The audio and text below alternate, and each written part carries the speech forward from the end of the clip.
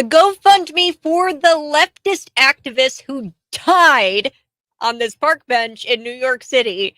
He's got a GoFundMe and his friends are profiting off of his death. Then Kevin Ferris is going to join me. I don't think women really want total equality. What is total equality? Psst, ladies, I still think you want men to do everything for you. Then, of course, we've got to talk about Zelensky and how he literally hired an ambassador who's a Satanist. And is the only way a leftist can wake up is through falling to their knees and accepting Jesus Christ. All of this and more ahead on Conservative Cat Cities 92.9. Cat Ferris, thanks so much for joining me here on the program. How you doing this evening? I'm doing great, Kat. I really appreciate you having me on, and it's always a good time being on Conservative Cat Peterson's show. Cat, yeah, no, we don't do liberal Cat. No, no liberal. It doesn't really have the same ring to it, you know? No, it does not. And speaking of ring to it, who do you want for speaker? Just real quick. Well, I mean, Steve Scalise, Jim Jordan, or Donald Trump? You only get the three choices. I only get those. Well, yeah. I mean, I've also heard the name Nancy Mace being floated around in some circle. I know it's not my necessarily my choice, but I don't know. I think it'd be very, very interesting to see Donald Trump as Speaker of the House. I just want anybody at this point because we have policy we need to get in. And so that's why I was maybe a little bit in the minority position where I wasn't totally happy with the removal of Kevin McCarthy. I thought there's other things that we should be focusing on, especially with the fact that we have a Senate that's not controlled by Republicans. We have a presidency that's not controlled by Republicans. So even any policy that we do push through will likely not fail and get vetoed anyway. So right now, all we need is a speaker, is somebody that won't push through leftist liberal policy. And McCarthy wasn't the best, but he was somebody who was, for the most part, not pushing through leftist liberal policy. Except at the end there. Well, when he was threatened, yes, he was. But that's how most politicians are. You threaten somebody's power, and they will do almost anything, even abandon their values. Which I believe that deep down, Kevin McCarthy probably has somewhere. Or at least one value, and that's to maintain power. And so, but they'll abandon everything to maintain their power. And that's how almost every politician is. I don't trust any politician at this point. So they all lie. That's what politicians do. They lie. Before we get into Zelensky hiring a Satanist, that's where I kind of want to start today. Yeah. I did want to touch on this GoFundMe. I don't know if you saw, but this guy has raised like 63,000 post-mortem. Jesus Christ. That's like what Van Gogh was starting out as right after he died, or maybe it was some other artist. But that's how a lot of artists are. Usually, artists make a lot of money after they die. He wasn't even an artist. He was on some sort of nonprofit organization for a climate change cause, and he was a leftist activist. And I'm sure you've seen the video of where he stabbed to death. I think I might have shown up in one of my feeds, but I don't even think I saw that much of it. So. No, I don't recommend you go watch it. I'll just explain it. Okay, so he's sitting on a park bench with this girlfriend of his. She's self-proclaimed Antifa, and she's in this long gown, and she gets up with her boyfriend, who is a leftist activist. His name's Ryan Carson. They get up together. There's a gentleman who's pushing down some scooters in the city. This all happened in Brooklyn. And he's pushing down these scooters. He's yelling. He's screaming. He's like, ah! And clearly, he's a disturbed man. Okay. But what does Ryan Carson do? And his girlfriend, they get up and they walk towards the danger. Oh, of course. It's like a horror movie. You know, you ever watch any horror movie and there's like a loud noise and it's like clear that maybe you should probably just like stay put. And they're like, no, I'm going to go check it out. Like idiots. It's always a bad idea.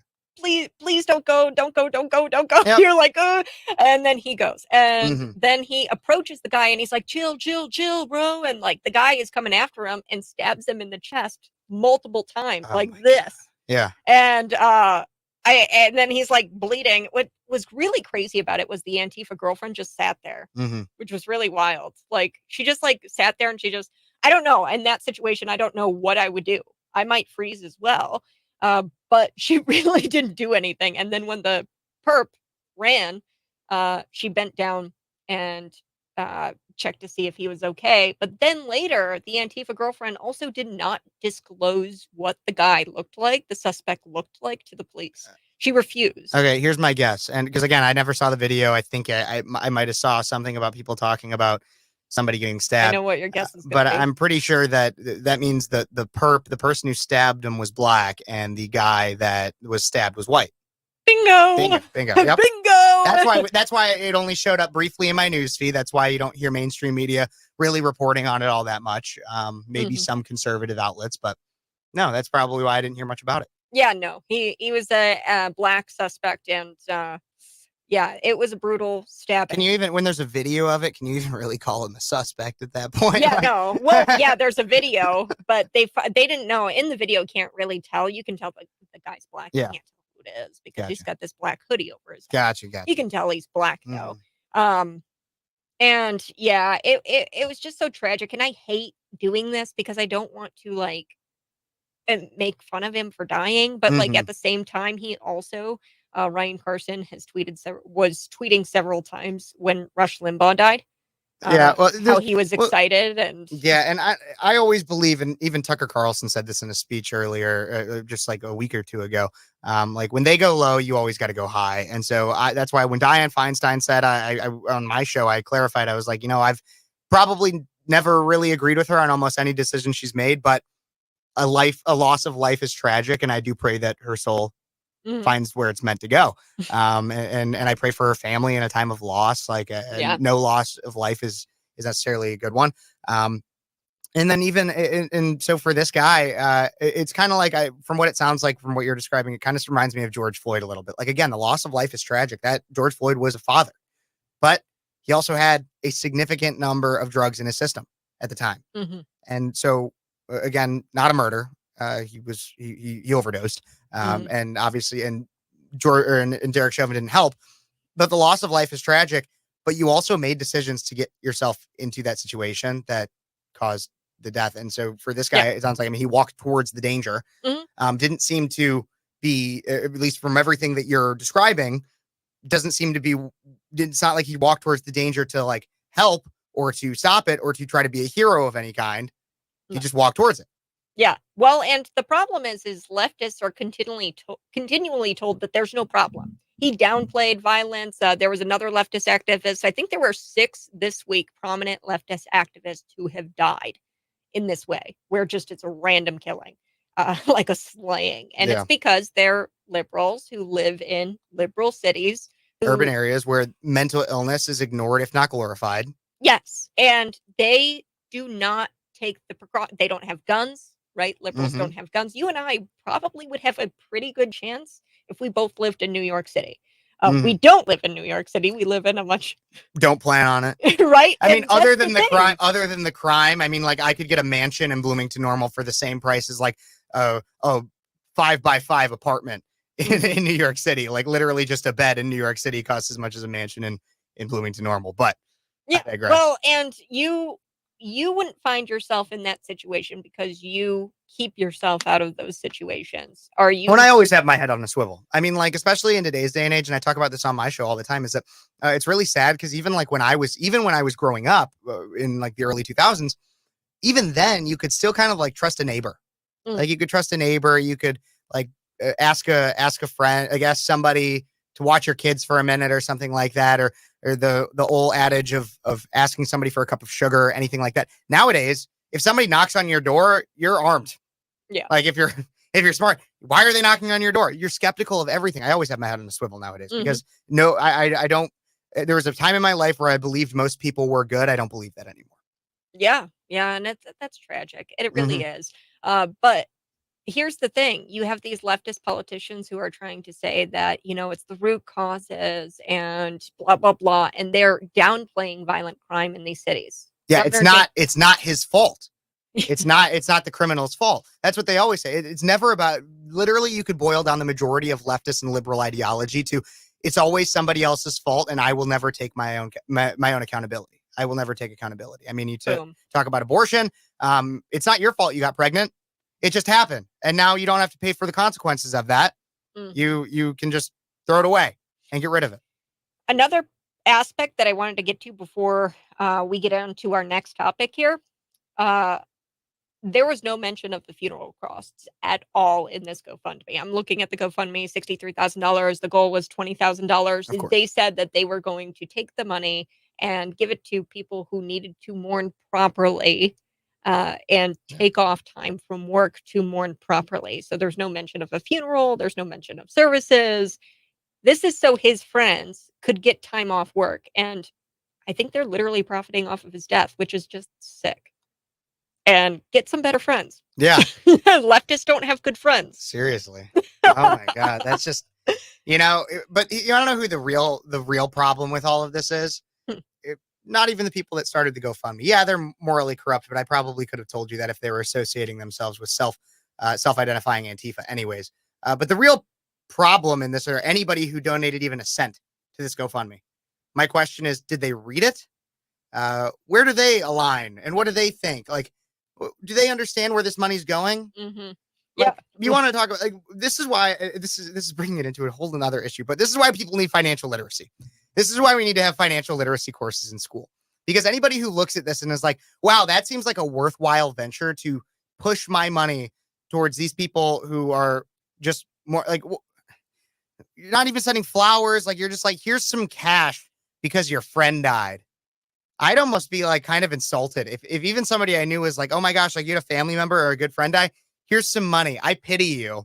Here's money because of my pity. No, what I'd want is somebody to say, like, to pray for me and to pray for my friend that died, and to maybe send flowers. That's usually a good cordial gesture, or make a donation in the name of whatever. Like, I had a my uncle died.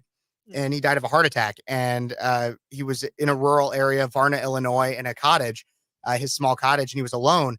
And it was the not normal. It was the Varna Fire Department that came to help him find his body and dealt with a lot of the situation. And so in lieu of flowers, donations were asked to be made to their fire department.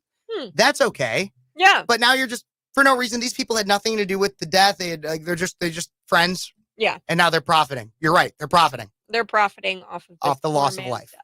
And leftists listening, I encourage you, get some good friends, bend your knee and speak the name of Jesus, because you never know from day to day to day. And I really would hate to see a leftist, one of my leftist friends, or one of the leftists in the community die tragically, and then the next day have people profiting off of their death. So just think about your friends for a quick second.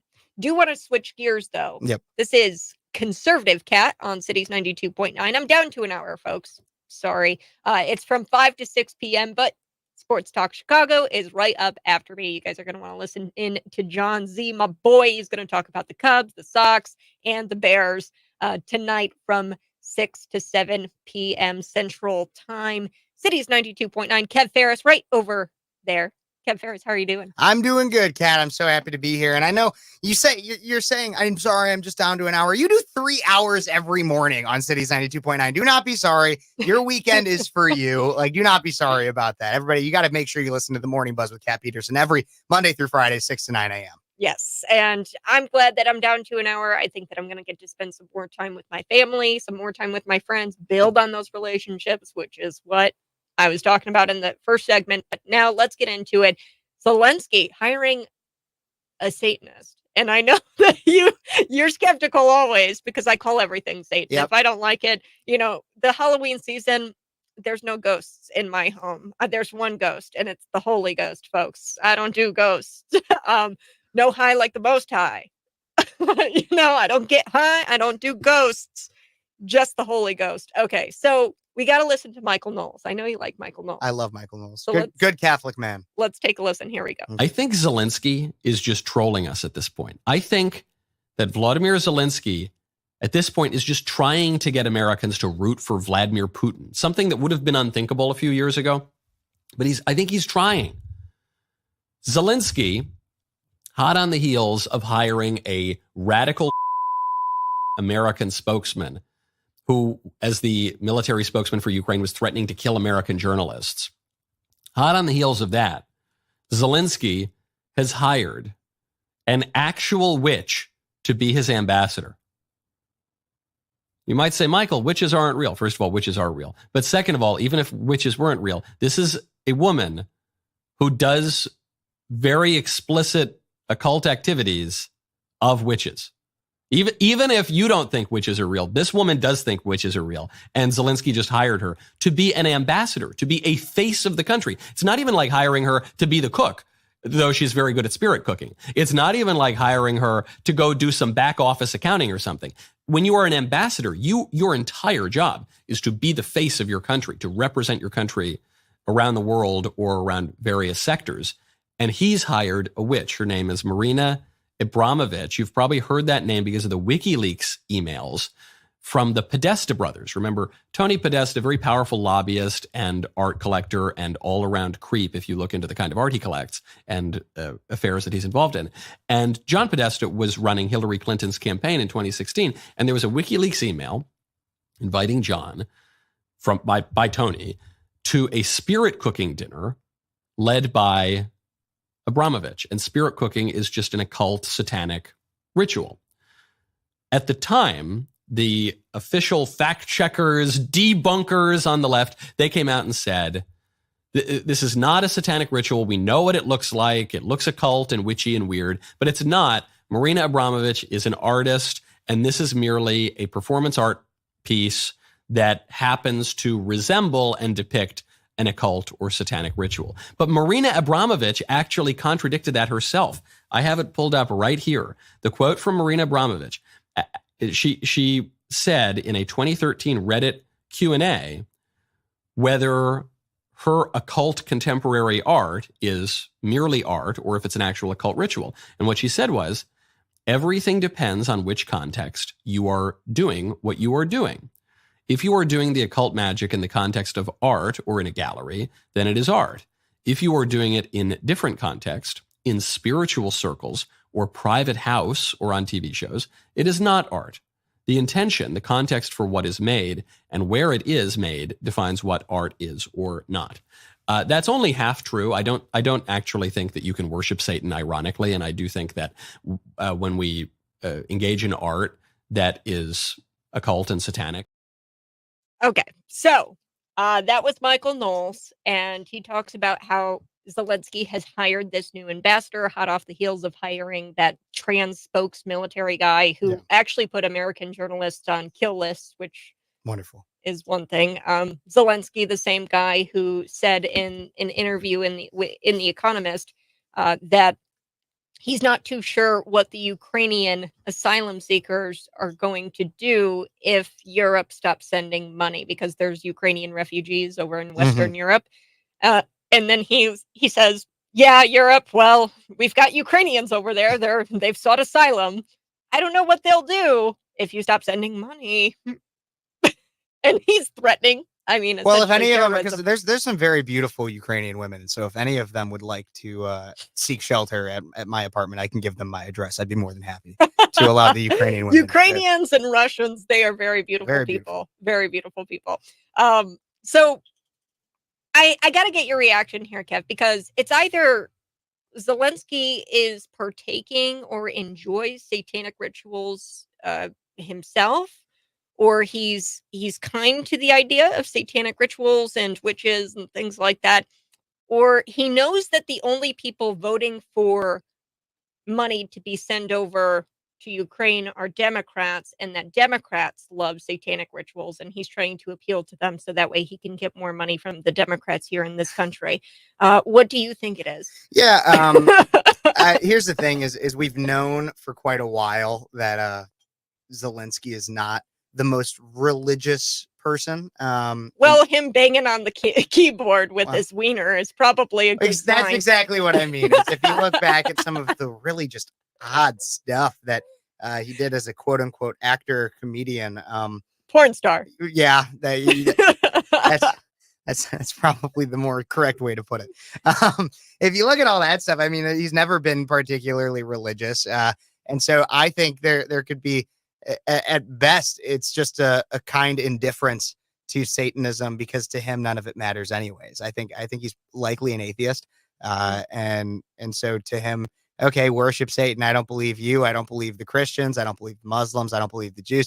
Probably, I again, this is all speculation just from everything I've seen, but I just don't think any of it matters to him. I think that, so I don't necessarily think he's worshiping Satan himself, Mhm. but he's likely doing his bidding, at least tangentially, in the fact that atheism is the religion of non-religion, and Satan's goal is to bring everybody away from God. And so whether that means to be an active Satan worshiper, a quote unquote ironic Satan worshiper, as like a lot of seculars do, or that being an atheist, or whatever just brings you away from God, that's what he's happy with. That's what Satan's happy with. It doesn't matter. Well, that's what Michael Knowles said. He Yeah. goes, "I don't think you can worship Satan ironically." And that's why I said quote unquote, is because there will be people that claim that it's ironic, and to them it might be because I just hate Christians so much, but that's what Satan would want. And so that's what Michael Knowles means. That's what Michael Knowles means, is that it's not ironic, because Satan is trying to bring you further away from God, and that's exactly what you're doing, is you're bringing yourself and other people further away from God.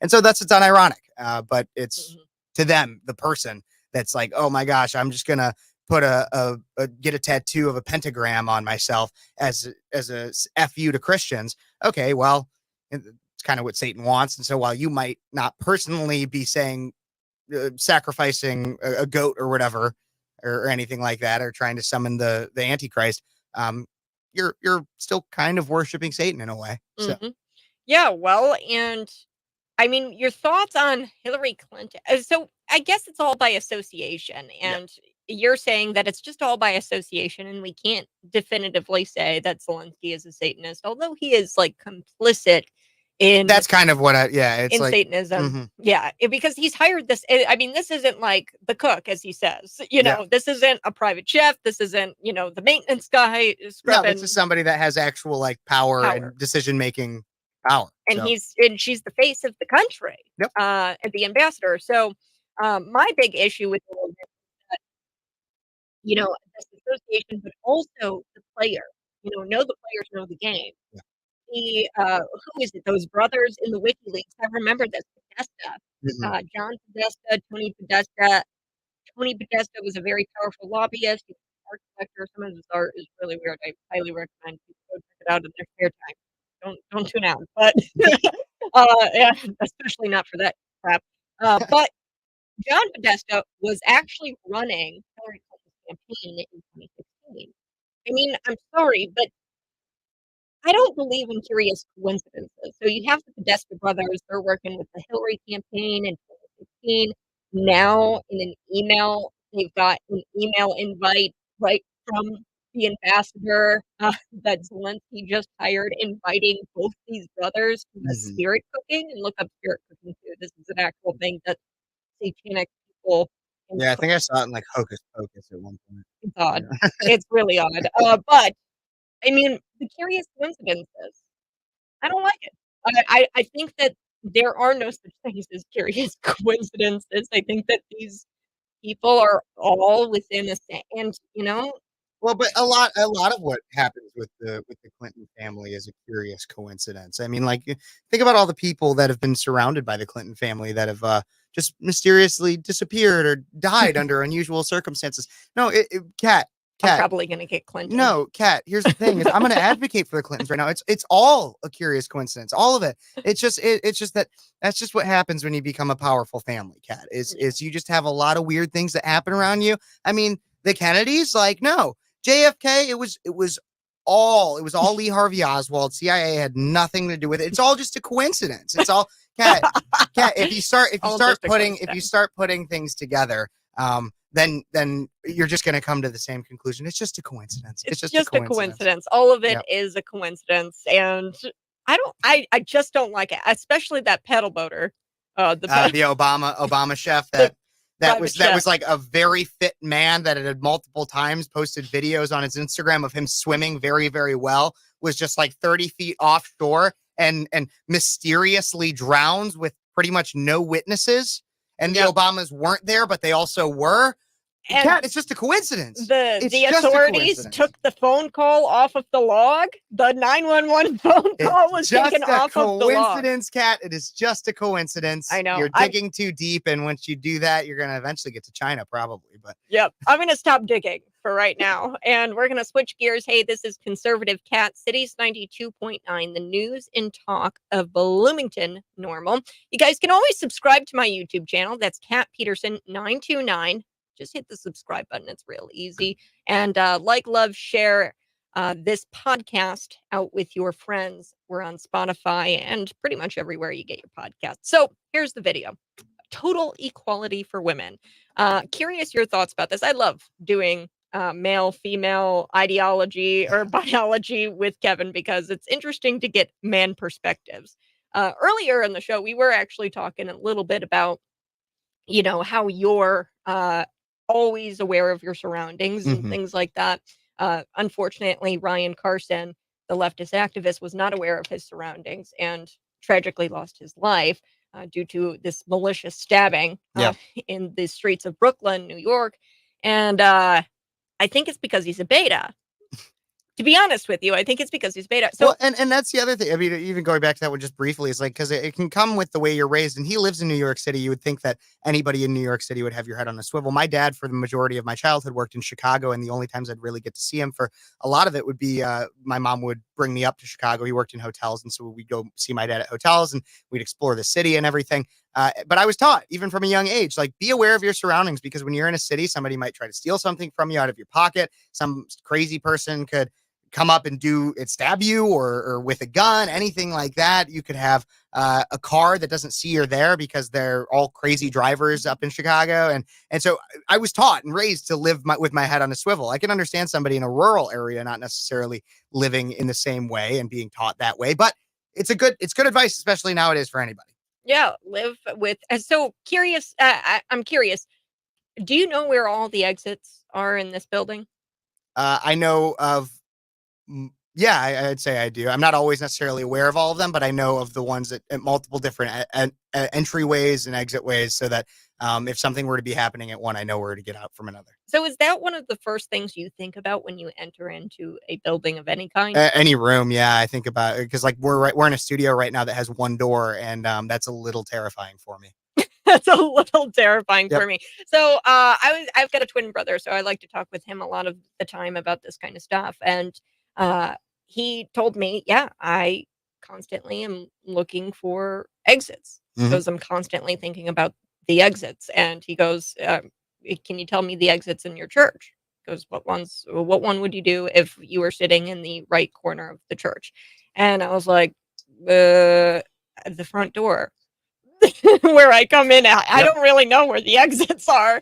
And after that, I was like, man, women have a very much a different, I think it's a woman man thing. I really do. I think women just aren't they don't live in this like head on a swivel type thing.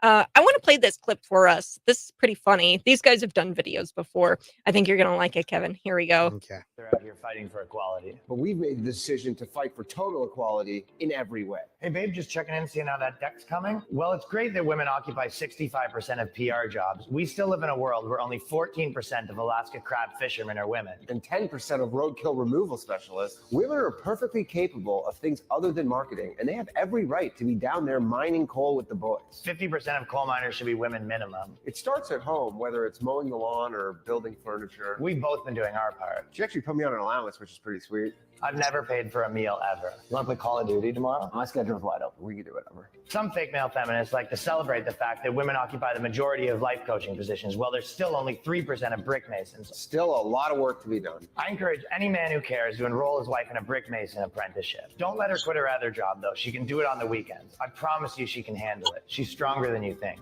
I think you're going to probably have to pay that one. You know I quit my job. Babe, I support you in both of your careers. Some people think it's weird that I stay at home with the dogs while she's working at a steel mill because they're afraid of a working woman. Newsflash, women are going to be in the workplace. Especially this woman, because I've racked up quite a bit of debt. And don't get me started on the fact that 89% of cell phone tower climbers are men. We offer subsidies for women in entertainment, but when it comes to climbing a cell phone tower, suddenly they're on their own. Here's a list of grants for female filmmakers. Now here's a list of grants for female oil rig workers. Women can and should be rig pigs, especially the butch ones. But hey, maybe that's just me who cares. Only 24% of morticians are women, but I guess I'm the crazy one for thinking women are perfectly capable of morticianing. And a mere 3% of plumbers. That's what happens when our children see Mario and Luigi instead of Marjorie and Louise. My ex-girlfriend was discouraged from plumbing, and because of that, she had to rely on me to pay for meals at restaurants. I stand for that no longer. Could do brunch first. No, let's do brunch on Tuesday. Spread it out a bit. I want the patriarchy dead, and me dead asleep. while my partner is shoveling snow in the middle of December. My wife texted me, says we need to talk. Yeah, she probably wants to talk about the fact that 90% of whale snot collectors are still men. Or 94% of porta potty cleaners. What message does this send to our daughters? I've never killed a bug ever.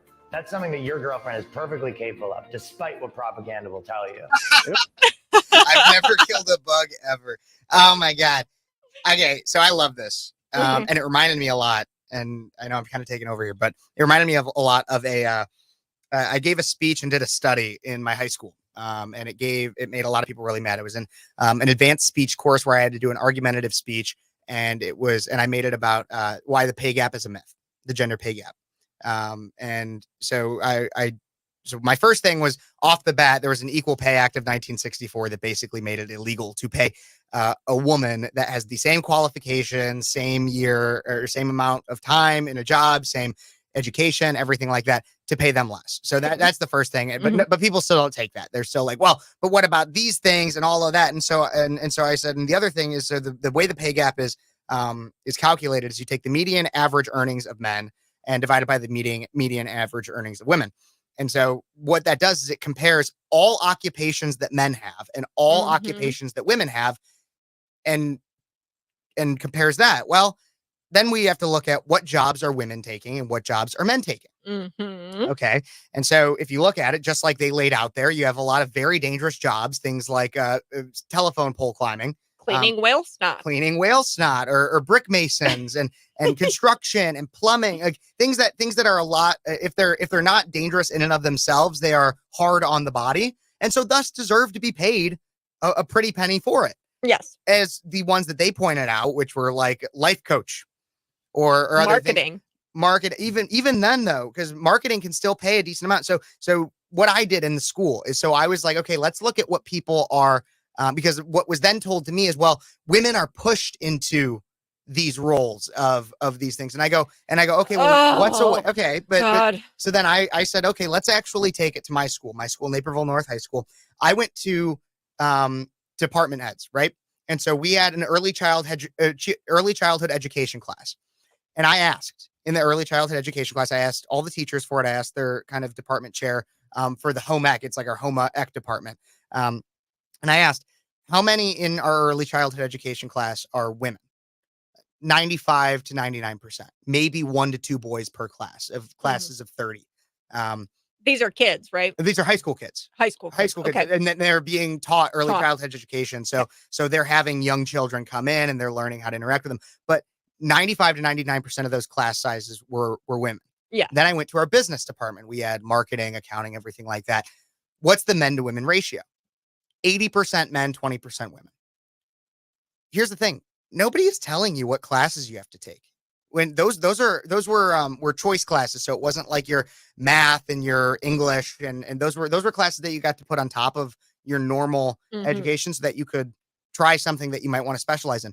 Nobody told you as a woman you had to choose early childhood education. You could have gone down the marketing class. You could have gone and done the accounting class. You could have gone. Then I also went to our shop and our automotive classes. 95 to 99% men, maybe 1 to 2 women per class. The exact inverse.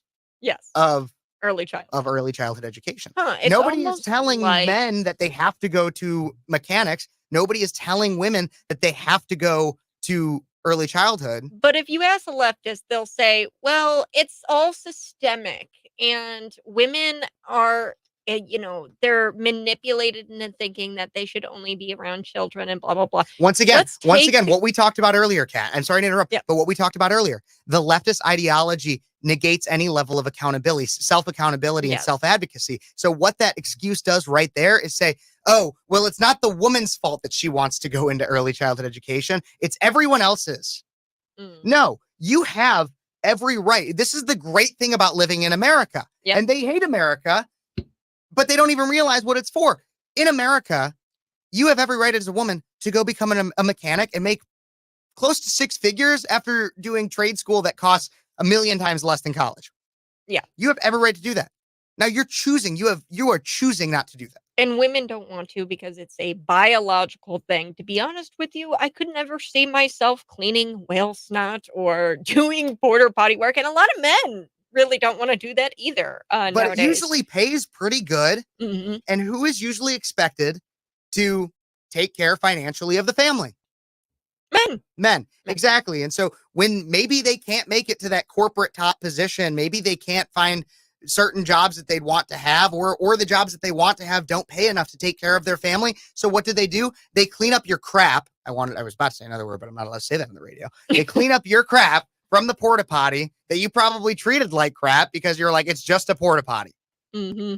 Yeah, well, exactly. And men are willing to do that. And it's the male burden of performance. So earlier we were talking about how men have this swivel on their head, Mhm. and they're constantly thinking about exit signs, protection, helping women. Okay, there's this male burden of performance where they're constantly the ones who have to be providers and Mhm. be the protectors and be the people who do the jobs that we don't want to do. Yeah. Women don't want to kill bugs.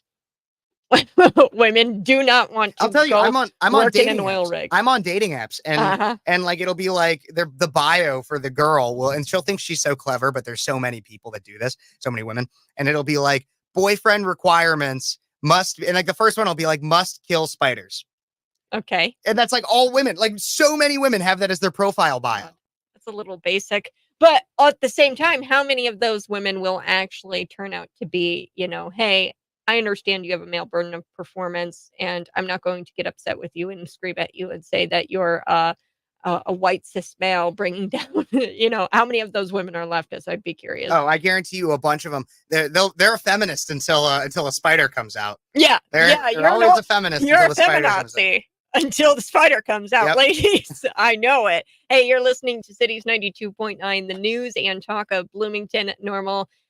This is so much fun, isn't it, Kevin? Oh, it always is, We're Kat. having one more really quick video. I'm not going to play all of it. Now, this is a testimony, and we've been talking a little bit about atheists, Satanists, liberals, and I started out the show and I said, is the only way for leftists to wake up, to have some sort of encounter with God, and to fall to their knees and profess Jesus Christ as Lord and Savior. Well, this woman has quite a story. And like I said, her testimony is insanely long. It's about 8 minutes long. We're not going to play the full 8 minutes here. But I wanted to get just the gist of it and kind of talk with you about this, this problem with leftists. Here we go. Let's take a listen. This is Conservative Cat. Extreme atheist, an extreme vegan, pansexual, and honestly just an egotistic, terrible person. I was mean. I actively shamed Christians, just went out of my way to shame anyone who didn't believe in what I believed in. I basically made veganism my god. I went to school for animal rights. I worked for PETA. I did protest. I did Pride Parade. I was in a lettuce bikini on Capitol Hill handing out veggie dogs to senators. I was in it, and then my life flipped. So June 2019, I had a really bad stomach ache, and that lasted for about a week. And I finally went to the ER, and they did a CAT scan, and they said it's Crohn's disease. My health really began to decline. Doctors were prescribing me medication, pain medicine, anything to just help, but nothing was working. I lost about 60 pounds in 3 months. I had excruciating pain every second of every day. To the point I couldn't get out of bed. I couldn't lift my legs. My mom had to help me to the bathroom sometimes. The worst pain. Every bite of food just hurt me. Even water hurt me sometimes. It was painful. Every bite I just had anxiety about. And every day I didn't know what day would be my last day. Every day I woke up and I hated being here. I just hated every second of it. I just was wanting to die.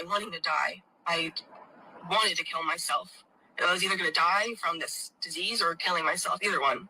And I was fine with it. I had nothing to live for. I had no hope. And I lost, a lot in my personal life. It's a hard thing to go through. And I was like, Mom, we got to go. I'm doing really bad. I don't think I'm going to make it. And I felt it that this was going to be my last night on earth. This was it. And I was excited.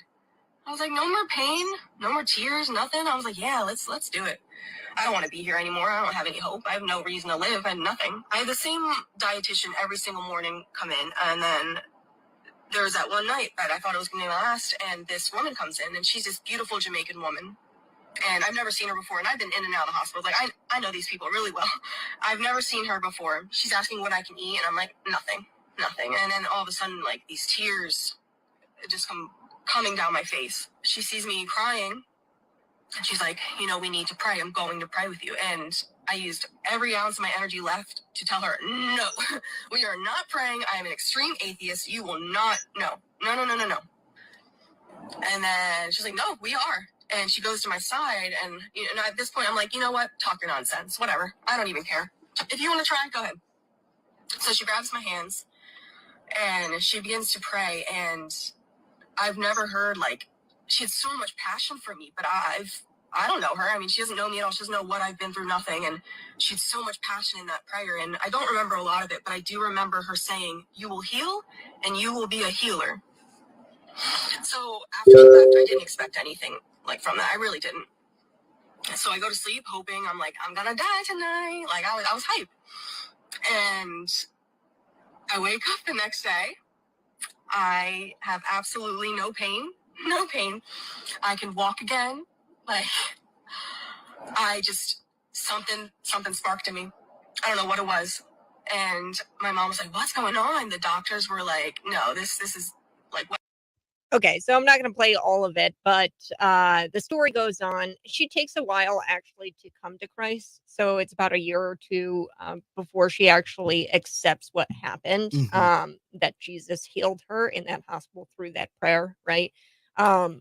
That prayer that this Jamaican woman, and later on it's revealed that she thinks that this Jamaican woman wasn't even a real person. She thinks that it was an angel who came to her while she was in this state of almost dying. So she reveals that much later. But she goes down this path of like about a couple of years where she's, going out and she's like, I got a second chance at life. I'm going to party. I'm going to drink. I think she actually was gay and took up with another woman. But then it all comes crumbling around her again. Not the disease, but it's just this depression, and she's sunk into this really deep depressive state. And then she turns around and actually asks Jesus to come into her heart and life. And then before she did that, she thought about the time with the Jamaican woman. And yeah, I think that the only way, she explained how she was this vegan, this liberal, who was passing out veggie dogs in a lettuce bikini to senators on Capitol Hill. Like, she's an ultra lib. I think the only way is truly bending the knee and asking Jesus Christ to be your Lord and Savior. Thoughts, Kev Ferris? Yeah, I think there's a lot to be learned from this. Honestly, it almost made me emotional just like listening to that, because it's just a really profound instance and story, and definitely very kind of tearjerker a little bit. But I think that there's a lot to break down with it. Obviously, yes, there's the faith aspect. I think it's looking at a few things. First is the fact that people changing their minds is always possible, but is not an overnight venture. And because that's like what I focus on a lot, is because I obviously have been an activist for conservatism. And the only way that you actually change the culture is you're going to have to change minds. And you're going to have to be able to find strategies to get people to listen and to do their own research, because it never comes from one conversation. It never comes with somebody you could spit as many facts as you want. You could lay out literally everything, but one of the hardest things for people to do is admit that they were wrong, and take that kind of level of accountability, saying I was totally wrong, especially when it comes to something that's so fundamental to a person, such as their faith, or lack thereof. Because I mean, she was so fundamentally atheist that somebody wanted to pray for her when she was at a destitute time, and she was willing to say no.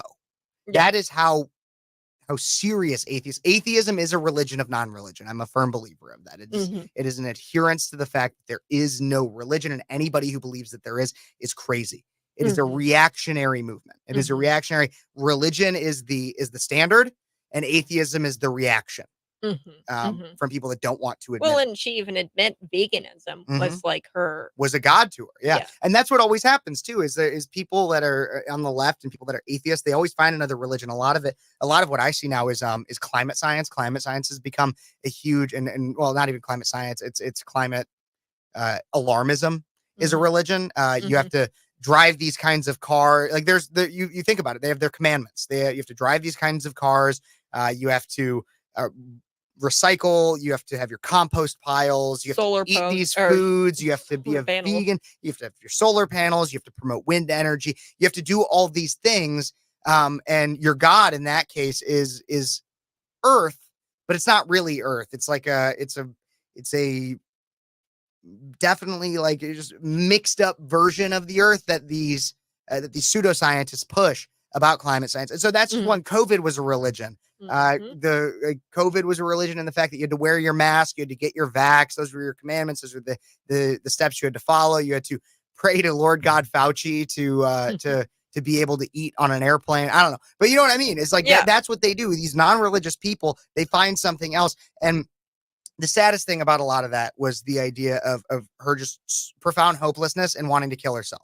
Look, I have there's been times in my life where I've come close to that. And that was when I necessarily was not close to God, but I wasn't atheist either. It was just like, it wasn't more of a forefront of my life. But more recently, as I've been getting a lot more into the Bible, one thing that's really stuck with me a lot is in Philippians 2. There's a story of Paul where he's in prison for professing Jesus Christ. He's been imprisoned by the Romans. Love that story. Yeah, no. And so he's in there, and there's a time where he's like, a point where he's become very content with the idea of death. And he basically says something to the effect of, if I am still breathing, if I'm still alive, then there's something else God has for me and for me to do. And if he were to take me, then that's also a happy thing, because that means I've done everything that I've needed to do and that I was meant to do. And that's kind of the way I've really started looking at it. Anytime that I can hit a point of depression or anything like that, it's been a long time since I've ever felt any kind of suicidal thought or anything. But dealing with anxiety, dealing with a hard time, that's what I think about. It's like, well, if I'm really sick right now or something, if I have a cough, COVID, anything like that, I am still breathing. I am still here, which means God still has something here for me. And I think that whether or not you even want to believe in Jesus Christ or anything, I feel like that is such a profound thought and mindset to have. Is just the idea of, there is a reason I am meant to be here. And so if I am still here, no matter how much pain I'm in, no matter what's going on in my life, what I'm diagnosed with, anything like that, there is a reason I am meant to be here right now. And if I were to die, there's a reason for that as well. And that comes with any faith, whether that's a Christian faith or Judaism or Muslim. Almost every faith professes something like that, is that you have a reason here. Somebody has a plan for you. And atheism takes all of that. What is the point of living? All of it away. What is the point of living? Period. Well, she said that. She goes, oh, well, she was so ready to die. And she said, I had no hope. What was I living for? And she also says it earlier too, because even without the pain or anything, what was she living for before that? Ego. She said she was egotistical. Yeah. What are you living for? Strictly yourself. If you do not believe in some level of a higher power. What happens when your physical self goes? When your physical self goes, it's like you've got nothing left to live for. There's no point. So even the most minor injury. I mean, you could break your arm. Well, euthanasia, I guess. Like, I know. I'm telling you. Oh boy, you think that you're a boy? You think that you're going? Well, castration and killing myself. That's this whole trans movement too is a religion in and of itself. But we've got to take a break. We've actually got to go. We've got to go. This is the show, folks. Thanks so much for tuning in. I really do love you guys so much, and I love Kevin Ferris right over there. Be sure to tune in to Kevin Ferris Sunday from 3 to 5 p.m. Central Time, and go subscribe to Speechless on YouTube. Heck yeah. Go check them out. That's Speechless with Kev Ferris. Subscribe there and subscribe to Kat Peterson.